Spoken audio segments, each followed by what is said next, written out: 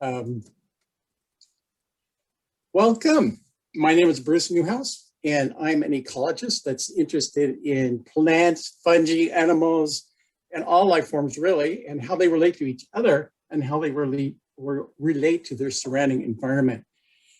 So I was a little skeptical when I first heard about iNat. I thought just another software thing, but I joined it in 2017 and I'm now a pretty avid user myself. Every day I use iNaturalist. It's wonderful. I learned a lot and hopefully I'm contributing information that others can use. And I'm having a lot of fun doing this.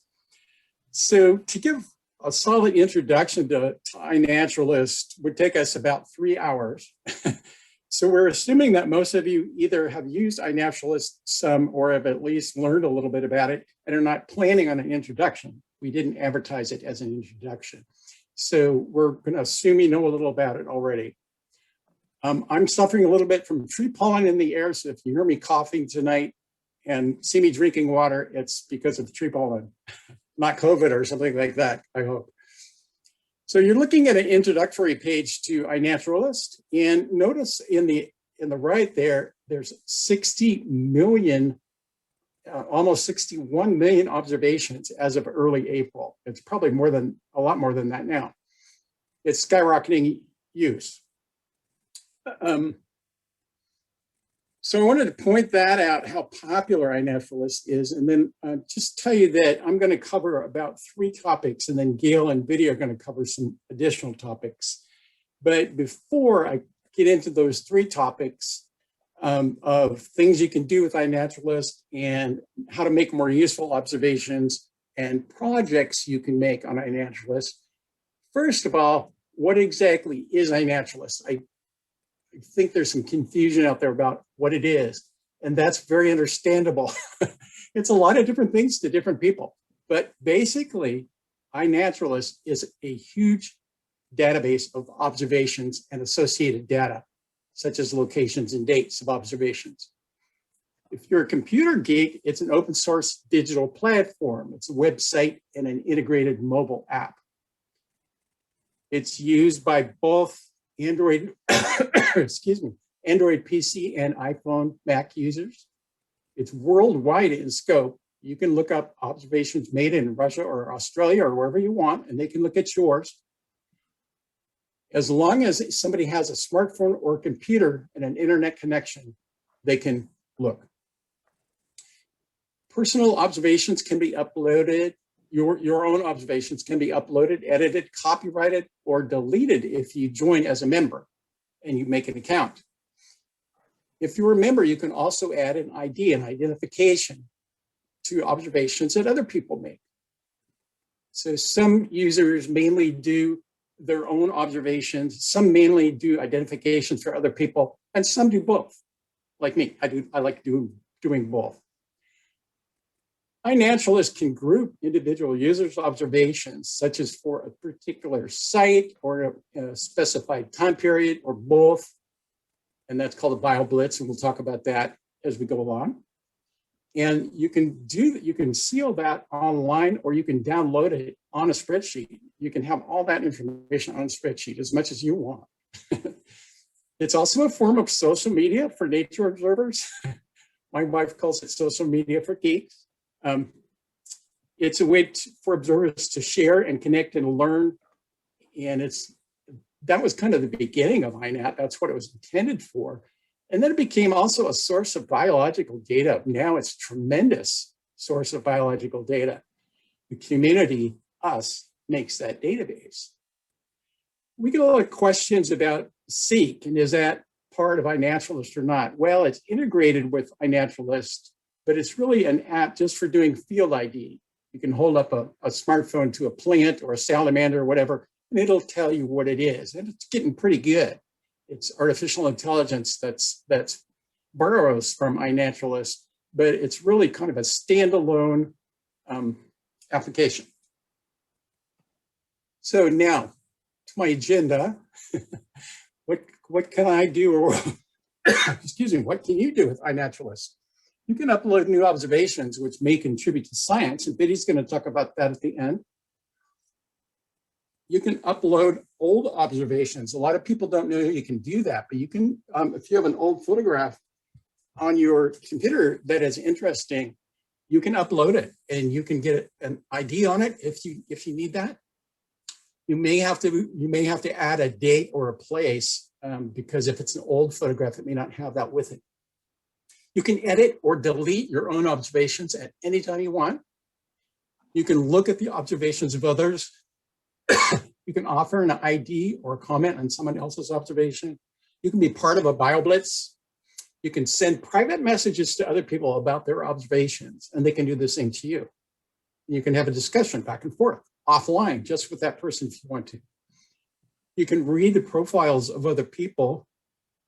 Who is this person that put an identification on my Trillium?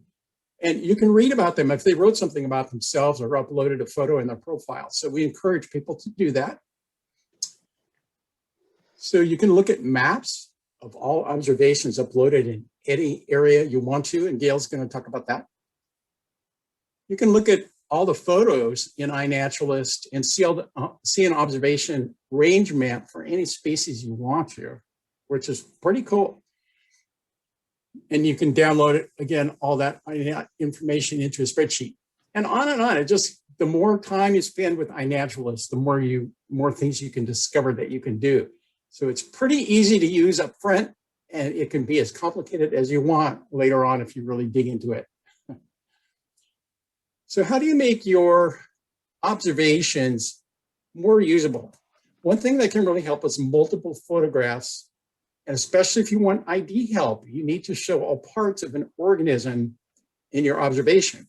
So don't be afraid to put up 2, 3, 4, or even more pictures of an organism in an observation, in a single observation. Close-ups are really good, but make sure to include some farther away shots too. Show the habitat, show the log that the salamander was under, show the field that the fern was growing in. Those are good shots too. Scale is important. When you do that close up, put a couple fingers in there, or if you have a ruler or a scale, stick that in there in one of the photos just to give a sense of how big and small your organism is. If others can't ID something just from photos, add some notes. It's amazing, Viola odora, the common garden violet, smells wonderful.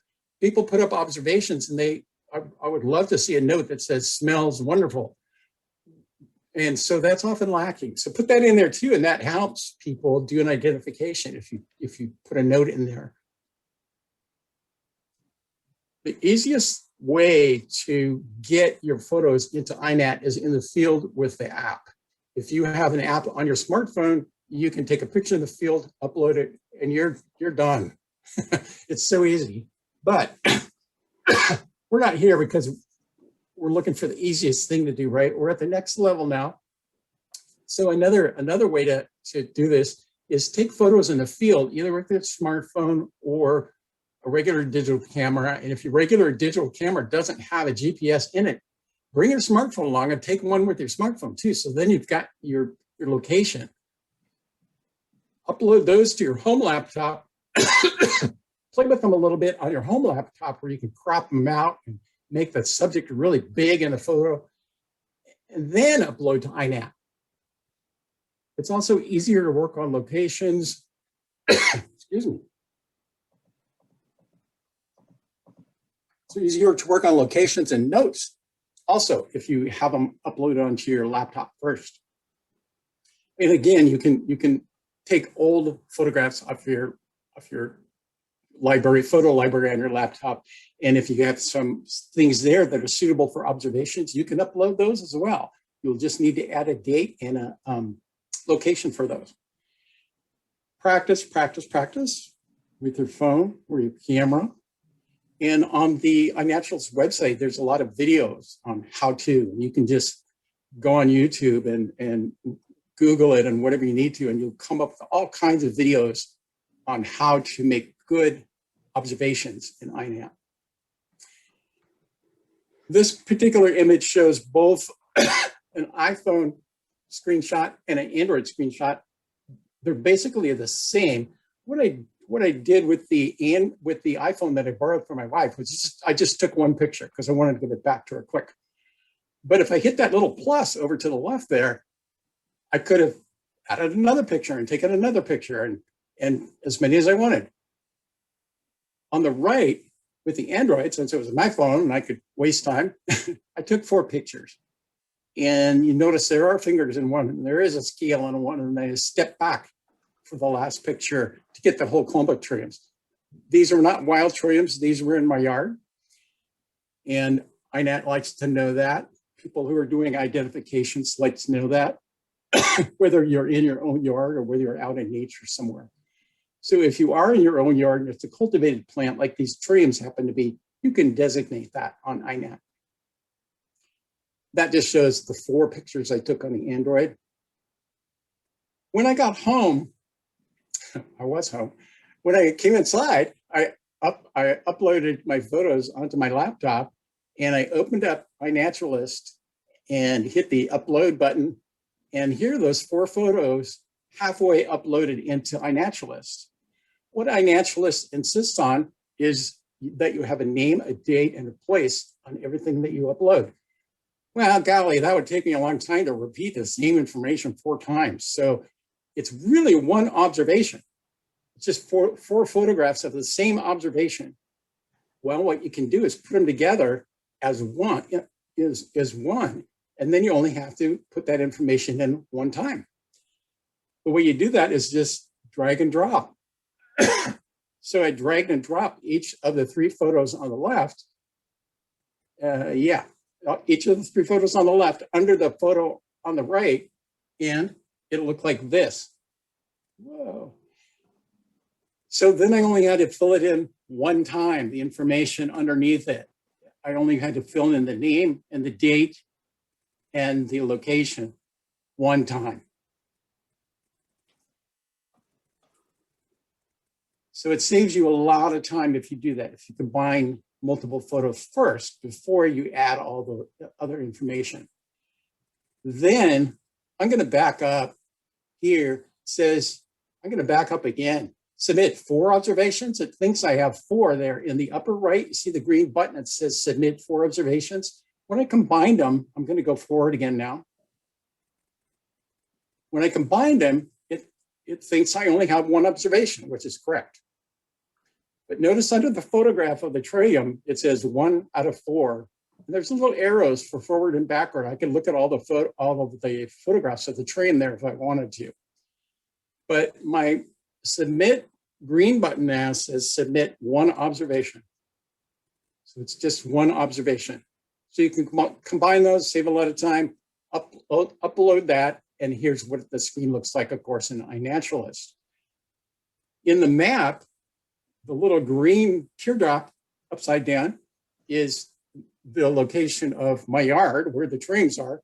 All the other red dots are other things of the same exact name, Trillium albinum.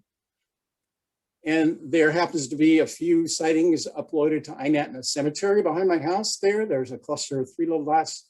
And then over in Hendricks Park, there's some other dots. So if I zoomed out on the photograph, I could zoom out as far as I want and find a range. Basically, I'd be looking at the range map. So you can look at a range map that way if you want to. Now, here's the same thing, but with more species. So I'm uploading again. I uploaded a whole bunch of photos this time, but a lot of them are from the same observation. Number 1 is an observation going clockwise. Number 2 is another observation, 3 and 4. So I combined all those, and instead of in the upper right where it says submit 14 observations, no, I really only have 4. There they are combined, submit 4 observations. What I've done here is I know that the 2 on the right are from the same location, but I don't have to type that in twice. I can type it in once and find a dot on the map one time. The way to do that is, see the little green borders around those observations? Those are highlighted. I did that by clicking on them, and I don't know how it works on a Mac, but on a Windows system here, I just hold down the control and click the mouse button again, and I can click another one and it'll add it to it. So there's two that are highlighted there. Now, have you ever wondered what the left-hand panel is for here? It tells you that I'm editing 2 observations now because I have them highlighted. If I highlighted 3 or 4, it would say 3 or 4, editing 3 or 4 observations over on the left. So I'm editing 2 observations, and I'm going to go, what I know is they're both from the same location. And I don't want to type that twice, so I'm going to go down here and type in the location. And when I click on that, the map comes up, boom, and if you go to the right-hand side of the map and go down, you see it says locality notes. I typed in Eugene Masonic Cemetery in front of what was already there. It said Lane County, Oregon, USA. Doesn't really tell anybody anything. Eugene Masonic Cemetery tells a little more detail about where I saw it. I can move that red dot around wherever I want. I can make it smaller, I can make it bigger. So I can do that, and I can type in the locality notes, and then it's ready to go. It's a solid observation. So notice now in the 2 on the right, the third little box down under each photo, it says Eugene Masonic Cemetery. So it's got and if you keep, it's got Lane County, Oregon, USA in there. It's just not showing. It's off to the right of each box. So it's got the locations in there because I highlighted them and used the left panel to edit 2 together, save myself time. The others are separate from separate places, so I had to do them separately. Locations can be open for anybody to see. They can be obscured, so to kind of give people a general idea of where they are. They can be private, where you completely hide the location. Here's an example of a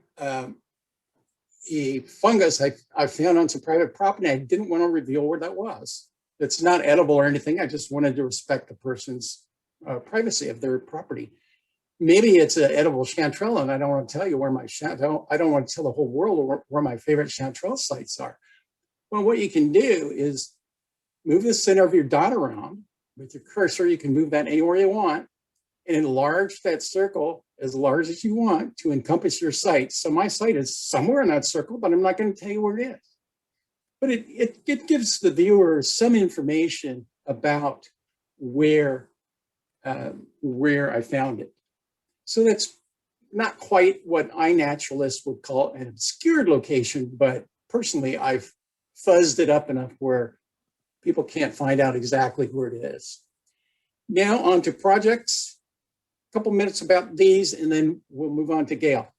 What is a project? Well, it's something that can be created to make a little tiny window into part of the huge iNaturalist database. It's just a way to look at a little piece of the data.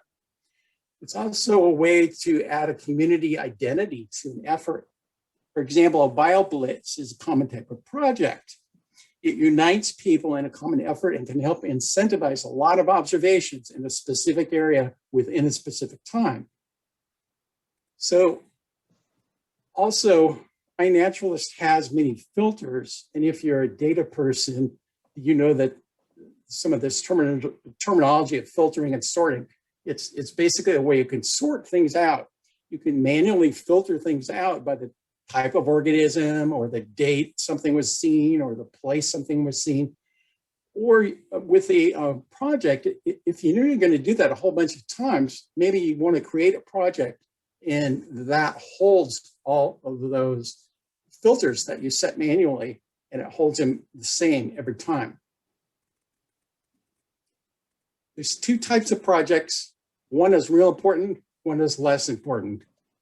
The real important one is first that you should know is a collection project. Most projects are collection projects. They show all the observations that meet the rules that the person who created the project gets to make the rules. And anything that meets the rules of the project, as soon as it's uploaded, it can be viewed as part of that project. It'll still be in the iNaturalist database too. Members only can be added to collection projects, and so you can limit who gets to use or who gets to upload data into that little window for viewing. The second type of project is a traditional project. It's the way iNat started, and it's not used very much anymore. But it has its place. It's more limited. It only shows observations which are added by managers or members of the project. If one joins as a member, you can add your own observations to it. And this is really important, though. If you want additional information in your project, you might want to create a traditional project, because you can ask for additional information when somebody uploads a project into the project. You could say, what habitat was it in? How many did you see? Whatever you want to do. So you can get additional information in a traditional project. Things to remember about projects are they don't affect the observations in the database in any way. Remember, it's just a little window you make to look in that database. So every observation is still in there. It can be viewed by somebody far away at any time. So a project is just a little way to view part of that data. Collection projects include your observations that meet the project rules, whether you know about it or not. So you might upload something and somebody looks at it tomorrow in their project, and you might not even know it, that it's there, unless you're really paying attention. There's ways you can figure it out, but it doesn't really matter. I mean, that's what iNat is for. It's for people to use those observations. In a specific area, if you want to make a project that covers a specific area, you have to use a predetermined place. That's what iNaturalist calls a place, which is boundary lines. Or you have to create one. If you create one, you have to use a Google Earth file like a KML or something like that to create it. And also for projects, you have to join them, any project. You have to join it as a member and check a little box if you want a daily update, which shows you new observations to a project. Maybe made by other people, made by anyone. You have to join as a member if you want journal entries sent to you directly. The person who created the project might write little journal entries. They're the only ones who get to the people who create the project. And if you want your observations included, you have to, in a traditional project, you also have to join that as a member. Here's what a project looks like on iNaturalist. This is the upcoming City Nature Challenge, and notice the date, April 30th to May 3rd, so it's coming up. When I did the screen capture here in the lower left, it says there's 22 days left until this thing starts. It's only going to run for those 4 days. It's only going to be open. So any observation made within those 4 days that fits the other rules of location is in there's a map that's down below that I didn't upload because I didn't put on this screen. But if it's within the map for Eugene Springfield area and within the dates, and I think that's about it. It'll show up if you're in that date window. Here's some other projects. Besides the City Nature Challenge, there's, for example, these are just examples. There's the Oregon Bee Atlas, the Oregon Wildlife Conservation Project, the Glide Wildflower Show Project, the Mount Pisgah Arboretum Wildflower Show Project. Classes are using this now, like University of Oregon, Biology 130 Introduction to Ecology. In order to upload an observation and have it be a part of a class, it's probably set up as a traditional project that only class members can use. Or some of the new collection projects have restricted membership too. But anybody who is in the class who uploads an observation, that observation is not limited to the project. It's part of the iNaturalist database, can be viewed by anyone around the world. Rare Species of Oregon, Howard Beaver Recreation Area, Doris Ranch, Truffles of North America, Oregon Fungal Diversity Project. There's all kinds of projects on iNaturalist. It's pretty exciting. So Gail, I think if you hit screen share, it bumps me out. All right, and this is Dean as the moderator here. I just want to remind people that if you have questions, please post those questions into the chat box, and then I'll get to this. I'll get to our panelists at the end of the talks. So Gail, go for it. Okie doke. And let's see. Thanks, Bruce. That was great. And welcome everybody tonight. Thanks for spending this evening with us. So what am I going to do for my segment of the talk? Hopefully I will tell you and you'll be able to take away how to find what you're looking for, whether it's blooms or bird migration or whatever, and the timing as well as the location. So maybe a way to plan your, in my case, botanical destinations, but of course you don't need to be limited to that at all. I joined iNaturalist in 2018 in March when our ribes, which is our red flowering currant, was in full bloom, so hence my iNaturalist name. And as Bruce mentioned, it's really helpful to put a little bit of a profile for you. So when you identify a plant or you upload a plant, somebody can look and say, oh, that person's new to this, they're trying to learn, I can help them, or this person knows a little bit about Lane County, and so on. So a little bit of profile really does help. And I want to encourage anybody who has an iNaturalist account to consider making a little profile for yourself. So what else is going to happen here?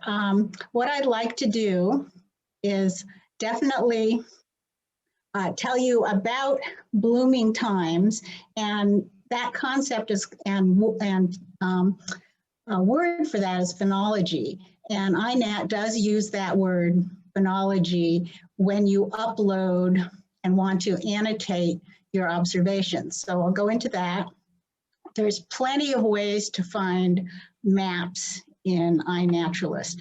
The explore function is just one way. So there's lots of different ways to get to the same result. So we'll go for destinations in the explore function. And then it's kind of cool that iNaturalist also keeps track for you of your own observations, your own statistics, your own observation records. So you have kind of what I call a journal of your activities. And so I'll just introduce you to that and then kind of close up tonight with telling you a little bit about flowers are really important, but there's other parts of the plant. There's insects that interact with plants that are also really fun to keep track of. So kind of expanding our boundaries from just showy flowers. So phenology, what is it? It includes biological life cycles, but specifically periodic events in those life cycles. So you can think of phenology as kind of a biological clock and beginning and ending of growing times for plants. When ice is melting in a river and fish are starting to move and frogs are starting to lay eggs, migration time of birds, of insects, of whales, any type of migration where they can get to their breeding grounds for reproduction, so timing of reproduction. And of course, really interesting with plants is synchrony between plants and their pollinators. So two different life cycles synchronizing with each other. Or maybe in the case of plants, you want to be asynchronous with your herbivores. So those kinds of ecological interactions are really important for understanding biological life cycles and the whole concept of phenology. And really, humans, phenology has really been ingrained in humans forever. Our ancestors needed it for survival. They needed to know when to hunt, when to fish, when to gather different herbs, that type of thing. And as you see from this cartoon, these little boys naturally understand their biological clock tells them it's springtime and then it'll be summer and then there's no school. So they're really relating their behaviors to a biological event.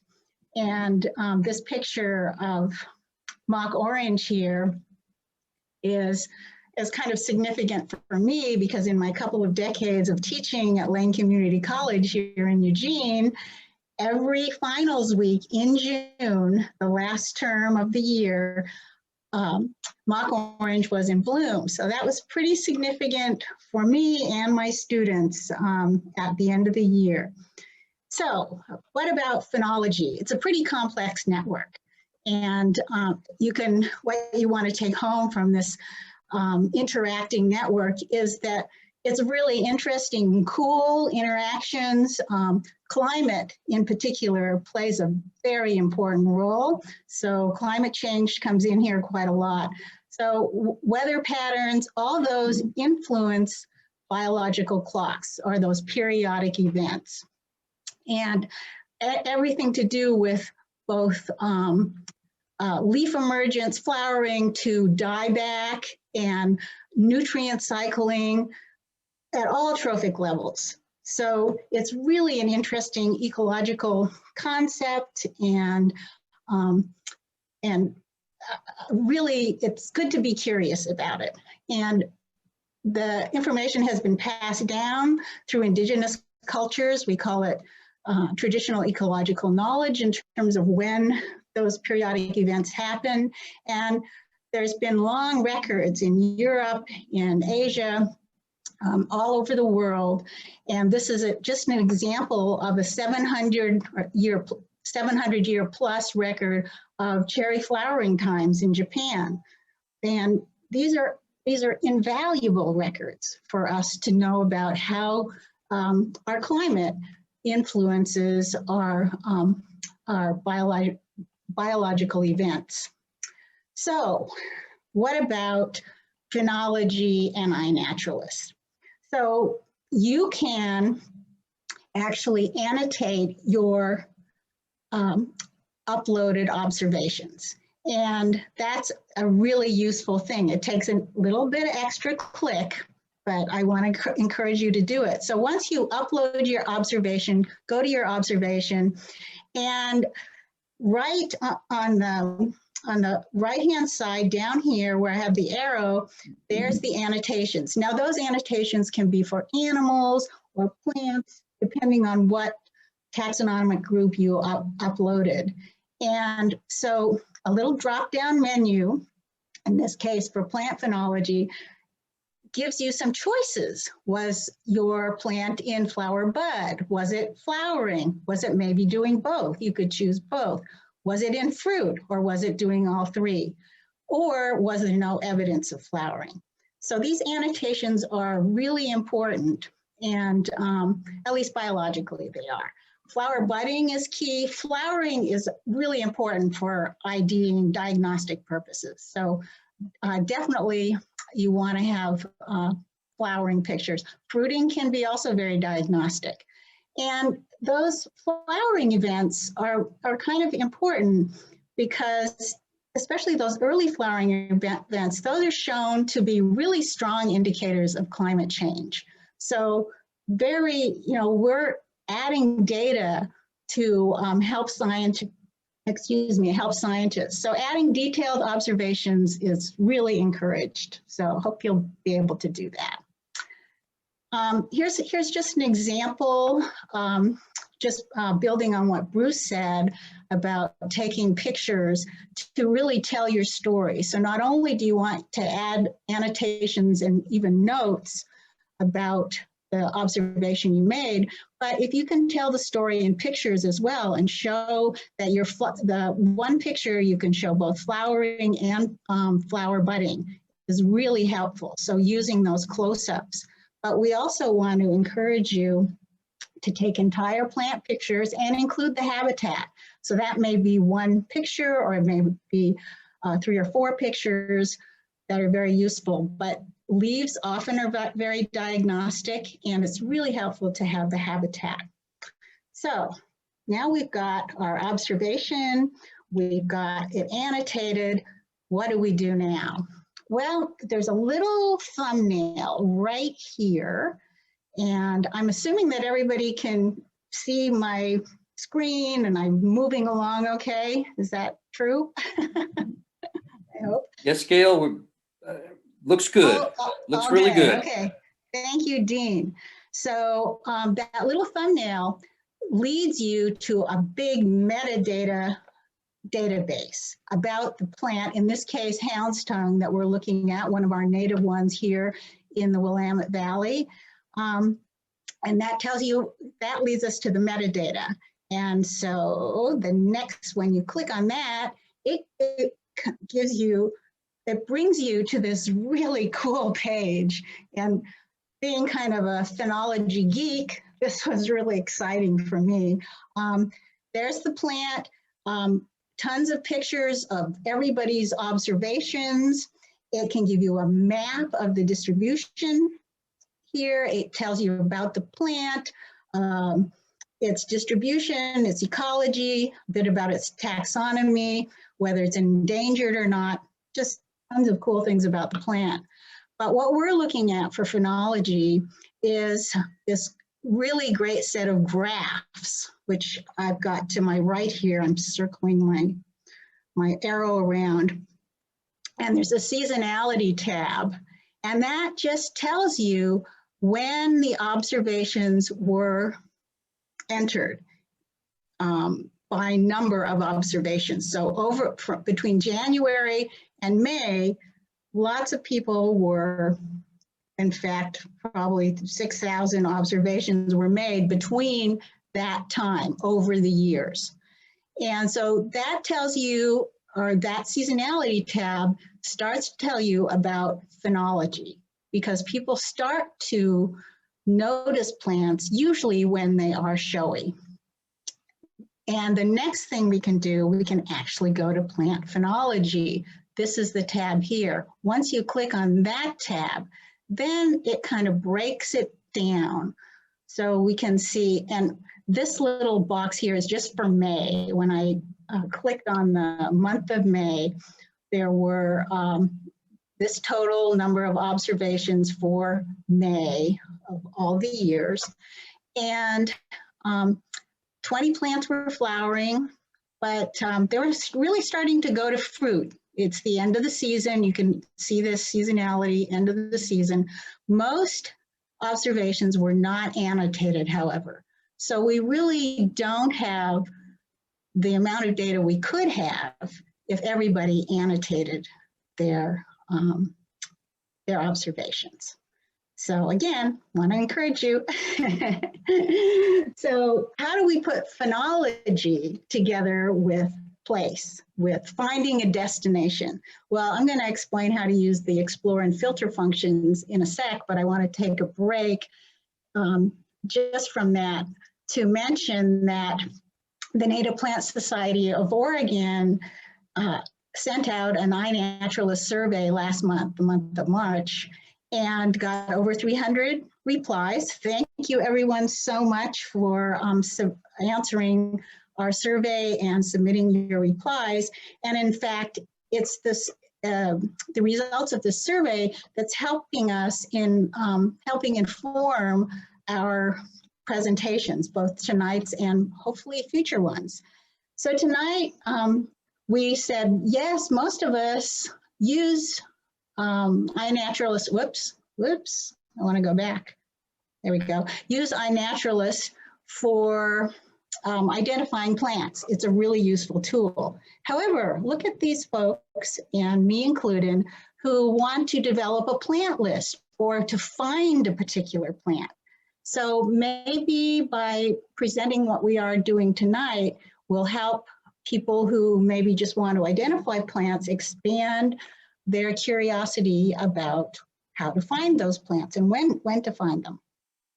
So finding the plants, location. You can go into the search function and use it, or you can go into the explore function. So I'm just going to go use the explore function tonight. Once you click on the explore function, that gives you some windows where you can add the species and the location you want. And that location then comes up in a bounding box, or what will turn into a bounding box in the map. So you want to make sure your location and this box over here matches. Usually the default can be North America, or it can be the world.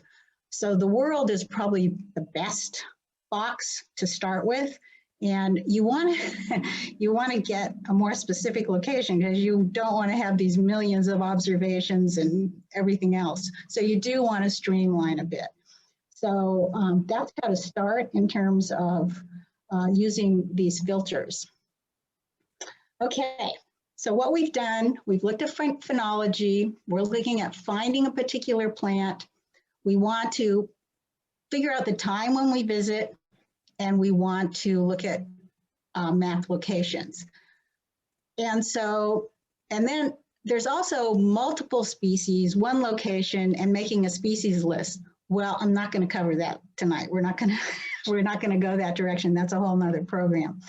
What we're going to talk about is how to filter by place, filter by location. And that can be entered in a number of different places. This is one place here.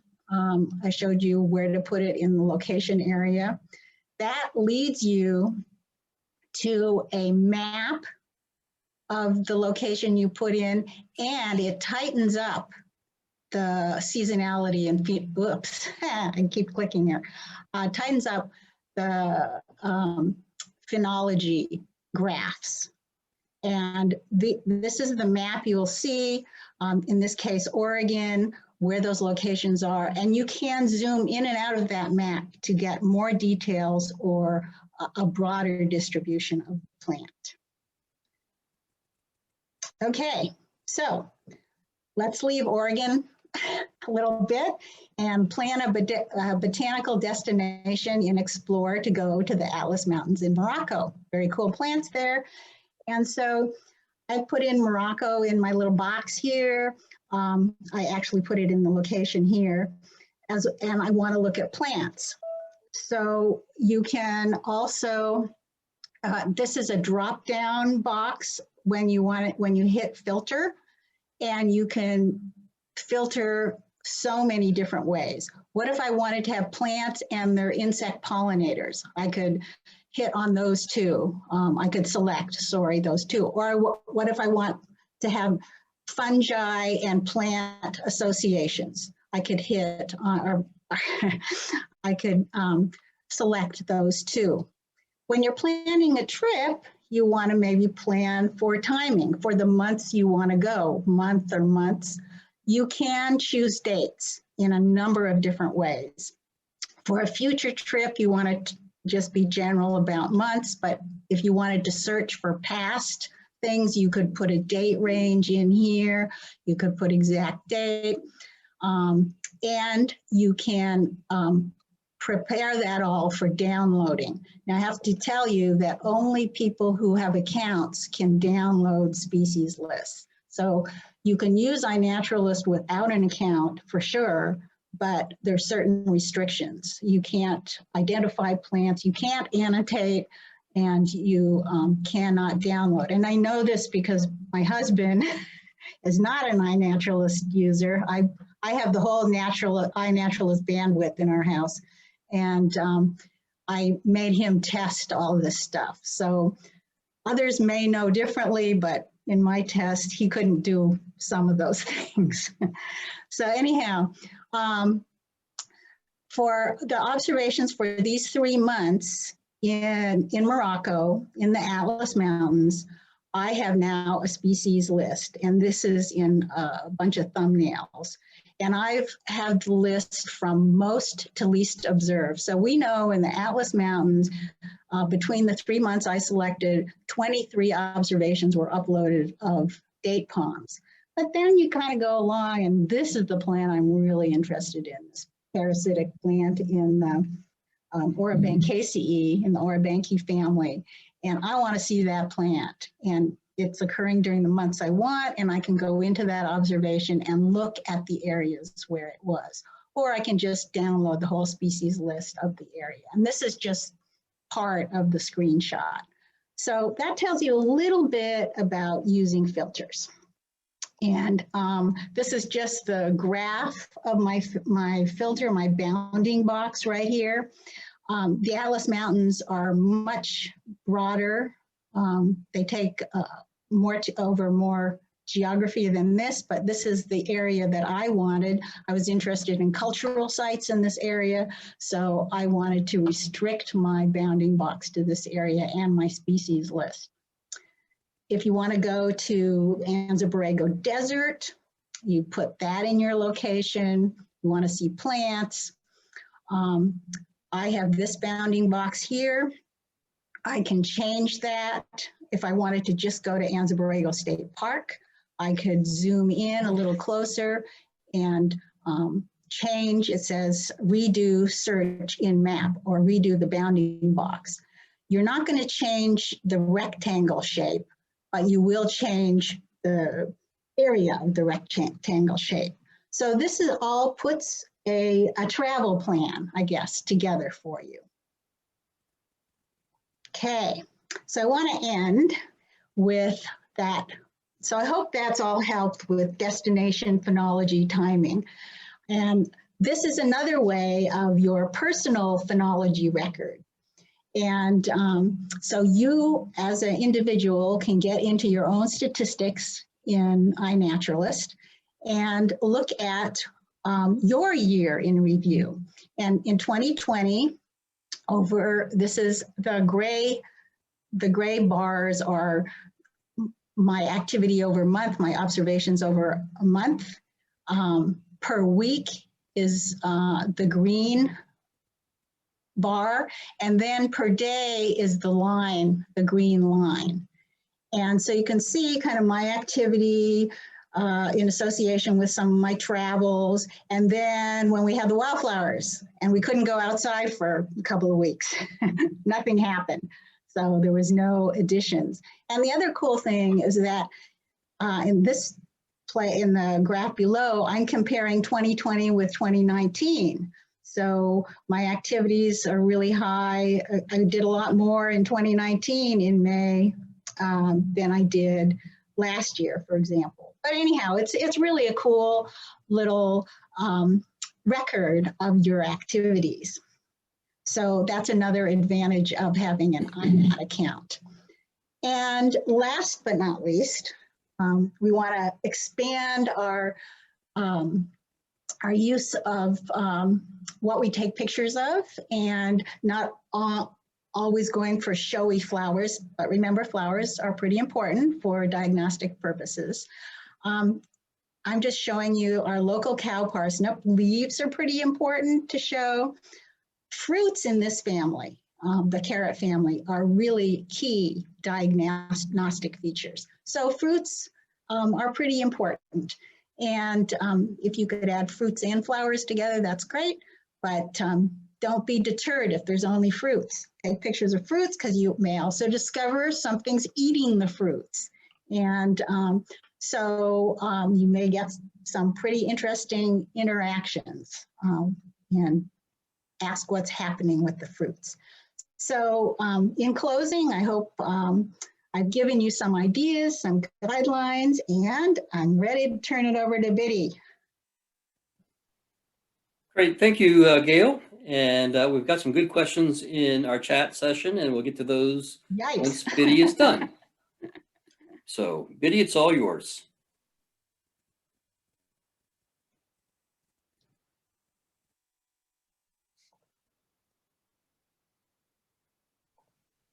And you may need to unmute yourself too.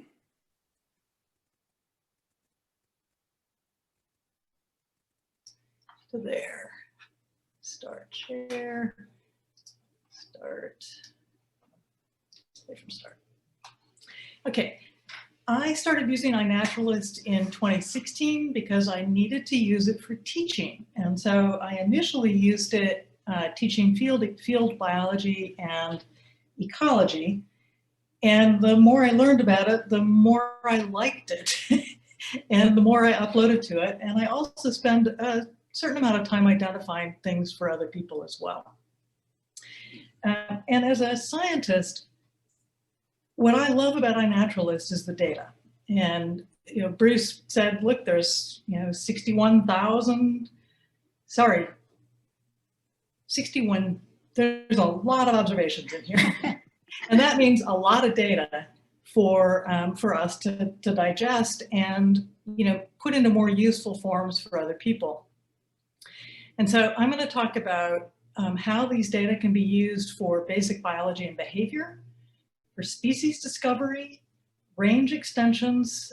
Gail talked about phenology, and they're super, super important for conservation. If we don't know something's there, we don't know it's there.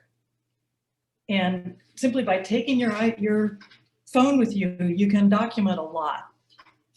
So this is my first example about behavior. It's a paper that just came out, and it's about mountain lions or cougars in our local common names.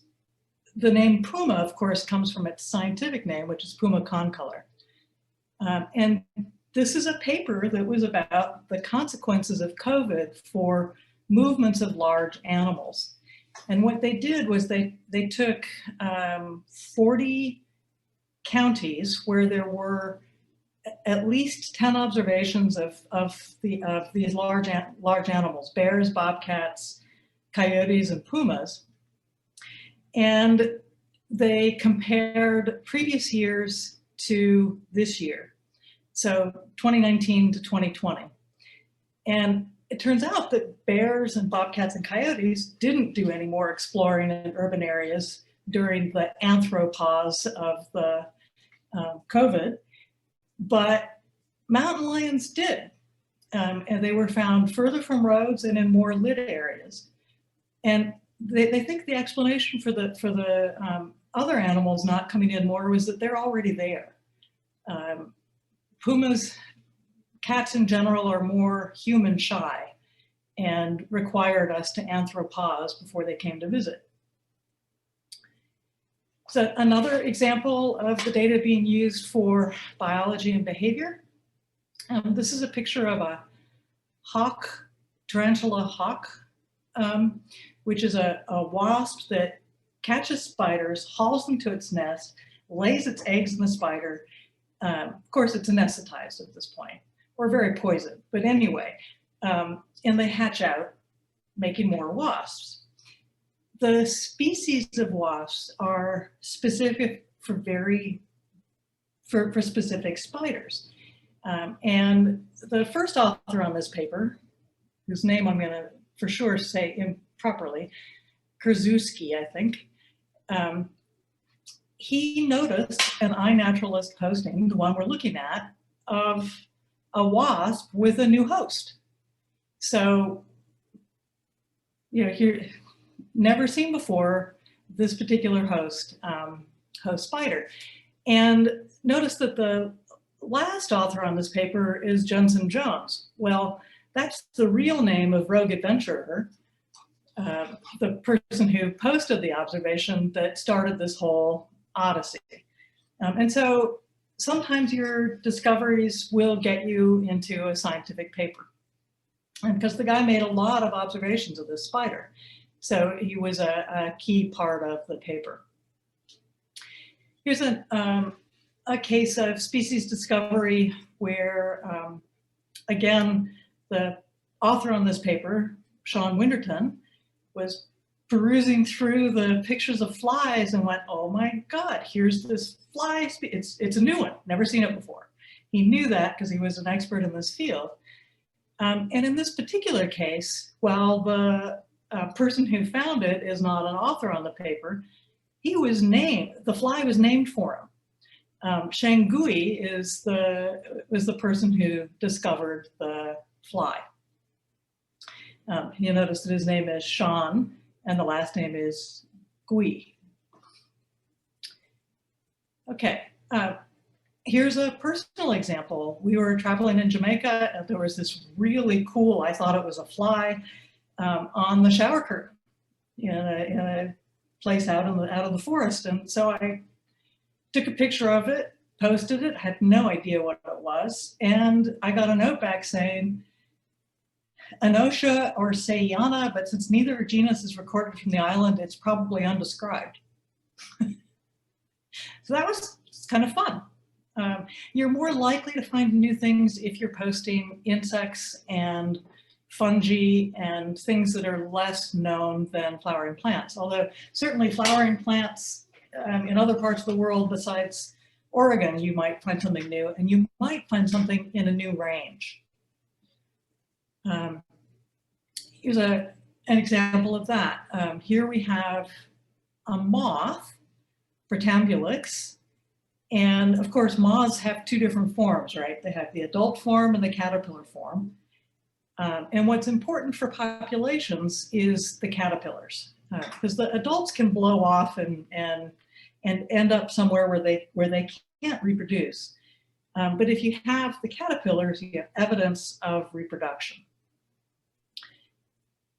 So here's a map that I pulled out of all of the observations of this particular moth.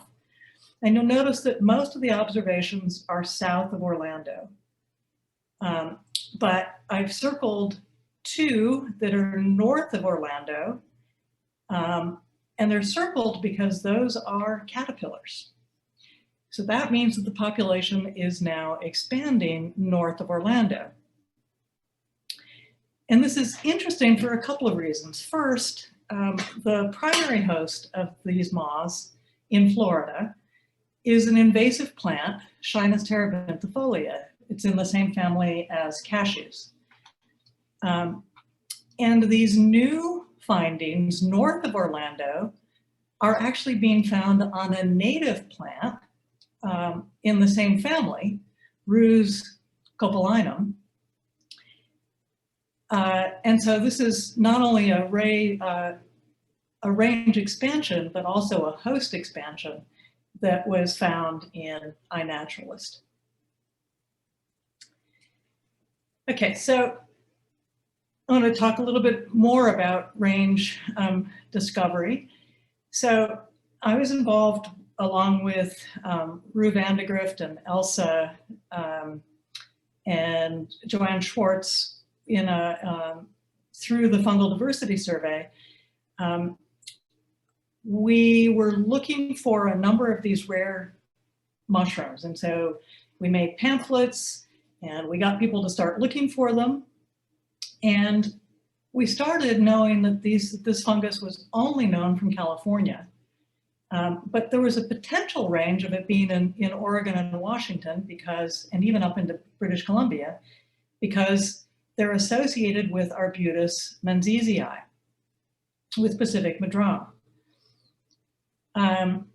And here is our new range map. We started with, I think, only 9 observations in 6 localities.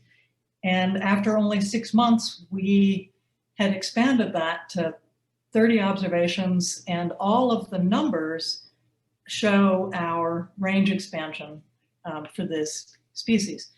So far, we haven't found it in Oregon, but it really should be here, and I think we need to look for it in the leaf litter of madrones. Okay, and again, we documented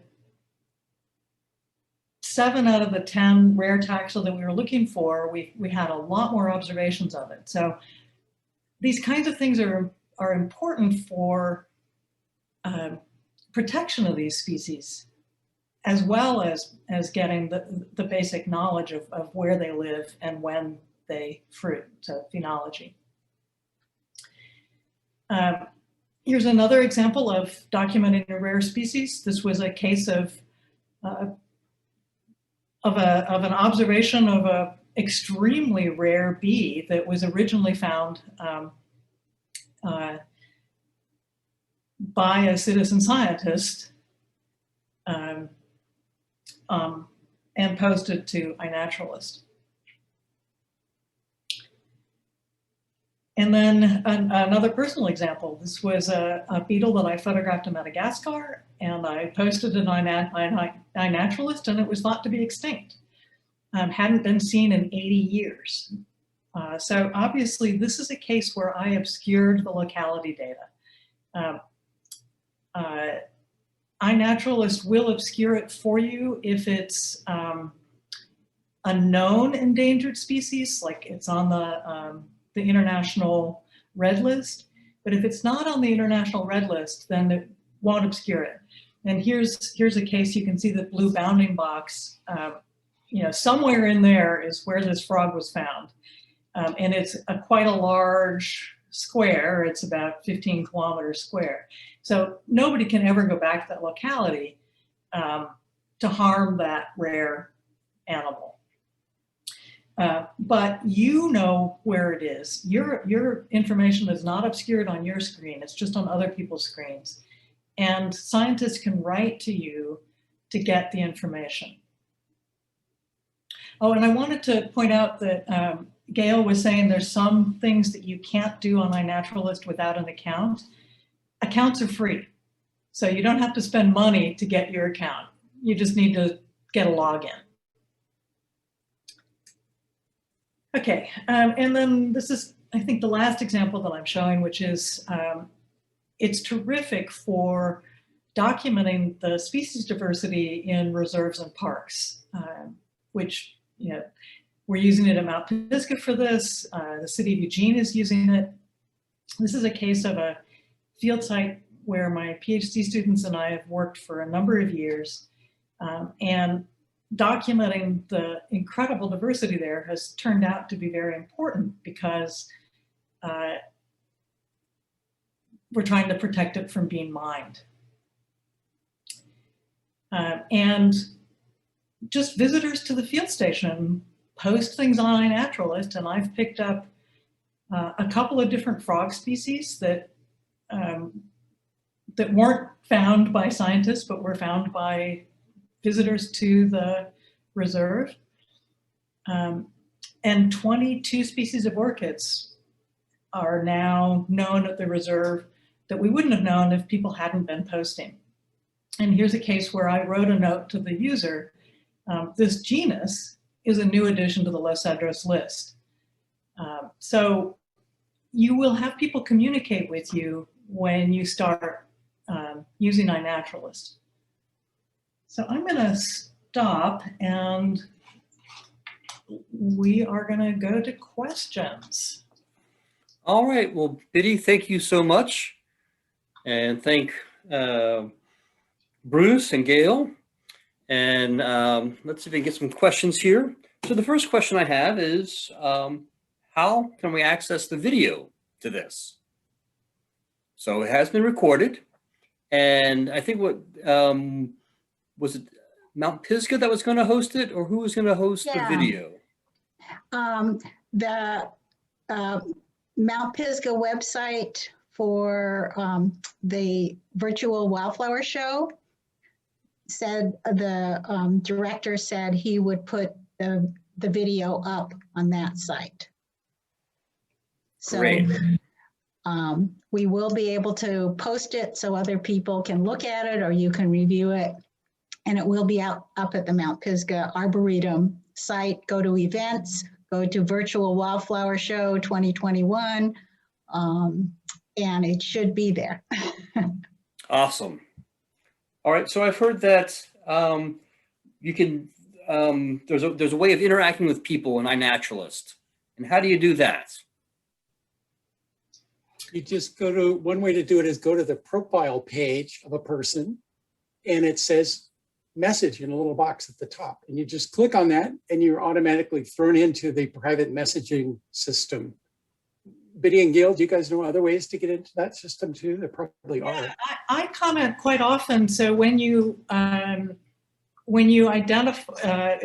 if you look at the page where your observation is,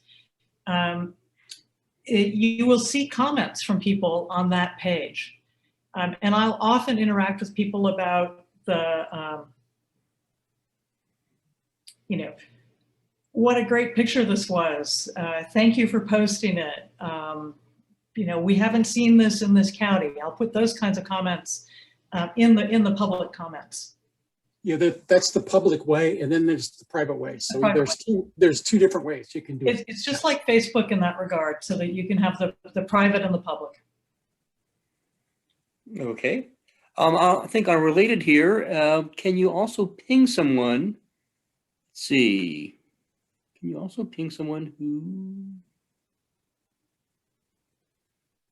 I guess the question is, can you, if you see something, can you ping someone who may be on it and bring something to their attention quickly for an ID?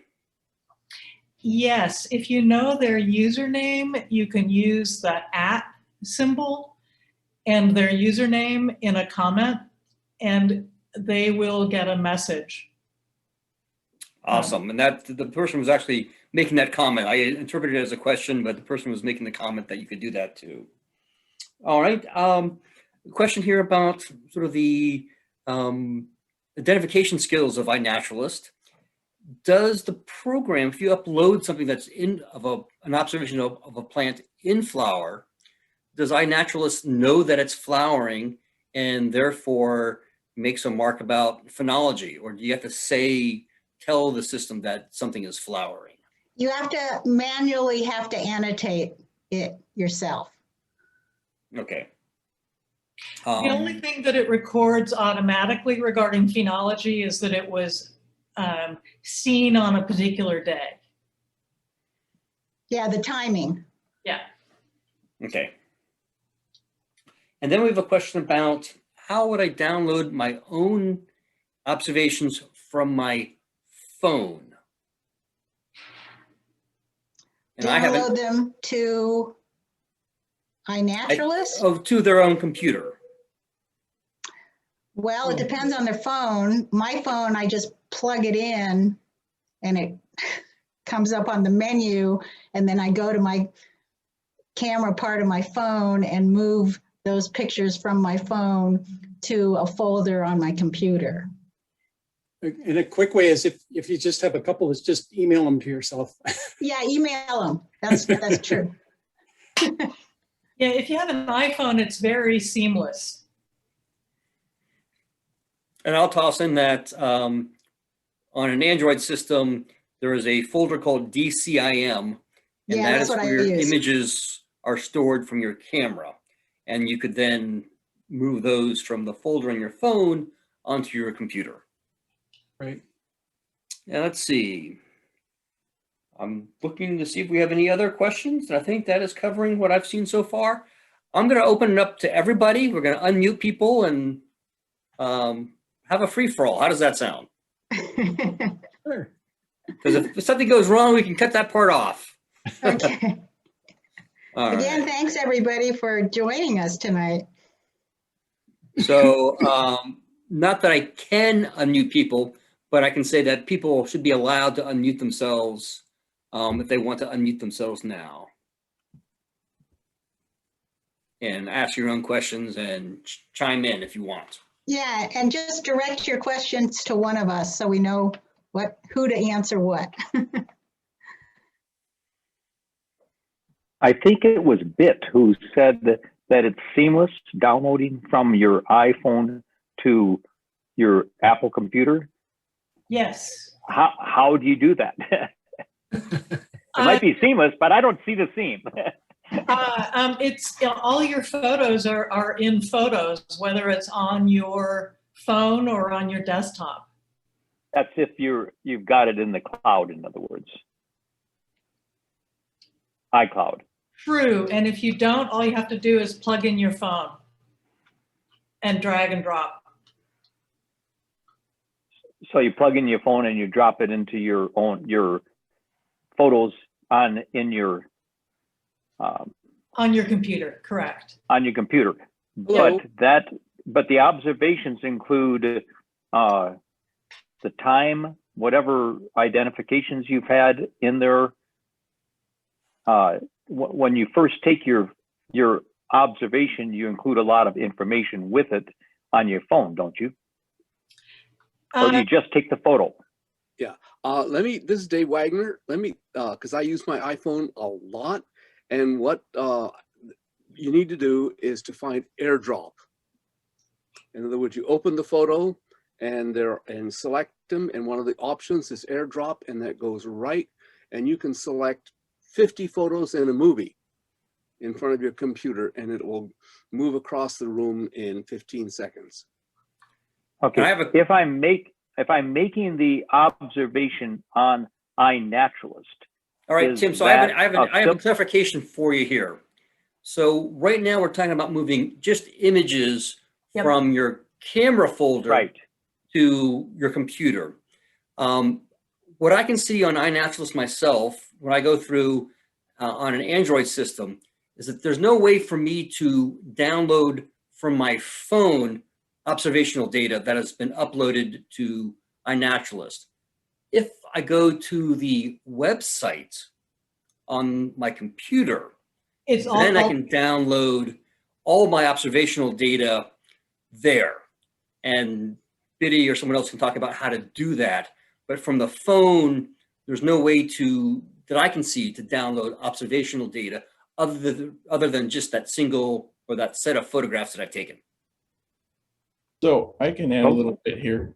so in other words, you need to go to your computer, sign in to iNaturalist on your computer, and then everything that's in your phone will already be in your iNaturalist account. That's when you're using the iNaturalist app on your phone, correct? Correct. All right. Because, Okay. because you have an account, and that account will transfer all of that information, and you'll have access to it when you sign in on your computer. And just to let people know, we're still recording right now, just so that as we let people know that if you're responding to questions, that recording is still going on. And James, I think you had something? Yes, Tim, I have something to add. If you are observing stuff through the app and uploading your photos there, and you want to download some of your information from iNaturalist while on your phone, you can get to the iNaturalist website through your web browser on your phone, and you can use a lot more stuff that is not in the app, including downloading things. It's just Yeah. it's just not optimized for a phone. And so you have to stretch the screen, enlarge it yourself to see things. Yeah. When you're using the app, can you do multiple observations, or can you only do that with your computer, where you drag and drop, as demonstrated in the talk? You use the plus sign with your phone, and you can add more photos to a single observation that way. Okay, so the plus is for a single observation. Within an observation, you use the plus to add photographs to that observation. Okay, all right. Yeah, I had a related question. There's an app for iNaturalist for all of the mobile devices. Is there an app for the Windows 10 desktop? You just get to it online. So the only support on the desktop essentially is the online presence. You have to do everything through the online web presence. Yes, which I find better than the app anyway. Yeah, Well, I don't use the app. I just use the online one. I have a digital camera. So an app is just not in my bailiwick. All three of us are the same on that. Yeah. We all prefer it on the computer. We all prefer to use cameras. Yeah, I'm sure I would prefer it on the computer as well, but I just didn't want to be missing any capabilities by not loading an app. No, I gotcha. No, but you have more available to you on the website, and you don't even need to download the app. Right, gotcha. Never touch the app if you don't want to. Yeah, I have it on my phone, but I was, making sure I didn't miss something. Thanks. no, you're under control, Frank. Okay, good. So most of the presenters are saying that you're better off just using your camera on your phone and bypassing the app and just downloading it into your computer when you get home. Yeah, I but don't use the app. we're all over 50 though. Yeah, so I actually use my We're all phone. over 60. Oh no. Well, I'm over 70, so I got you all beat. I use the app a lot on my phone, but the advantage of doing it on the computer is that, I can resize my photographs. I can figure out what they are before I post them, so that I don't, put a bunch of unknowns up or just plant. I can actually sit there with my keys and figure things out and then post it. That makes sense. iNat can also has a drop-down menu that can, their AI can help you match things. And I find that easy to use on my laptop. And I like being out in the field with my camera. But Biddy did make a good point. My phone does have GPS on it. So if I want to have an exact position of someplace I'm not as familiar with, I do take a picture with my phone. And Gail, So I'll add to that by taking multiple pictures of your things along the way, you actually create a cookie crumb trail of where you were. And so that way you can create a sort of a pathway of where you were too. So I use my main camera for good pictures. And like everyone else, I use my cell phone to get just individual place positions for certain plants. Or animals. Or animals. And even having the iPhone with the magnifying lens, I use that quite a lot because it's actually quite good. How do you do that? It has a built-in close-up lens. So it's not a digital close-up, it's a built-in close-up lens. And you just In the iPhone? In the iPhone. Newer iPhone. In the new iPhones, yeah. Your i10 or what iPhone? I'm using an 11 Pro at this point. Oh, okay. I You keep can also You can get clip-on close-ups for the old ones for about 15 bucks. Yeah, the clip-on lens is pretty good, Not bad, but better than nothing. right? Oh, are those aftermarket or are they in Apple stores? I'm Aftermarket. talking, these are physical lenses. Yeah, Right, but are they sold in the Apple stores or you have to go like onto Amazon to find them? I go to Amazon. Yeah, I've never been in an Apple store, so I couldn't tell you. Okay. hand lens quite a bit. Yeah. It's I got some when I was traveling, and they make very high magnification. The field of view is funny, but it's so much better than nothing. The opposite was the wide angle lens that comes with it for $17.79 or something, and you can take pictures in cathedrals and get the whole stained glass window. For close-ups, there's a video that a guy shot. I think it's with the Santa Cruz Microflora project, and he uses just a hand lens, puts the hand lens up to the mushroom that he wants to close up of, and then holds his phone right up to his hand lens and takes a picture that way. So that's real low budget, not as good as probably a clip-on lens, but it'll work in a pinch. Yeah, same thing, just the clip-on lens holds it steady. It doesn't have as good a lens as the hand lens. Right, they're equivalent.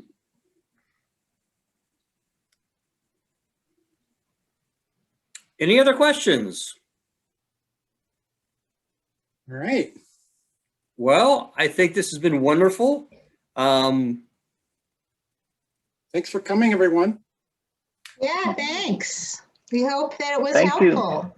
Yeah, thanks. So And is I'm there going to stop the a, recording now. And so unmute everybody and clap.